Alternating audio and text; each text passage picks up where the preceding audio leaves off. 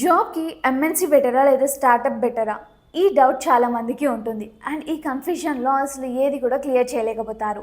ఆ కన్‌ఫ్యూజన్‌ని నేను జస్ట్ 1 మినిట్‌లో అయితే క్లియర్ చేసేస్తాను. సో, ఎండ్ వరకైతే చూసేయండి.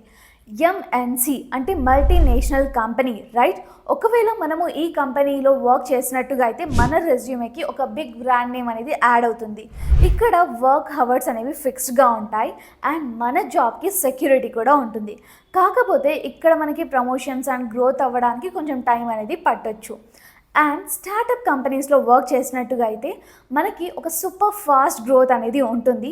మనము మల్టిపుల్ స్కిల్స్ నేర్చేసుకోవచ్చు. అండ్ న్యూ ఇన్నోవేషన్స్ కూడా ఇక్కడ దారి అనేది ఉంటుంది. సో బేసికల్గా మనకి ఒక స్టేబుల్ శాలరీ, సెక్యూరిటీ కావాలి అంటే ఎంఎన్సి, అండ్ అలాగే మనము గ్రోత్ ఉండాలి అండ్ మల్టిపుల్ స్కిల్స్ అనేవి నేర్చుకోవాలి అంటే స్టార్టప్ అనేది బెటర్. అసలు మీరు ఎంఎన్సి చూస్ చేస్తున్నారా, స్టార్టప్? కామెంట్ సెక్షన్లో అయితే మెన్షన్ చేసేయండి.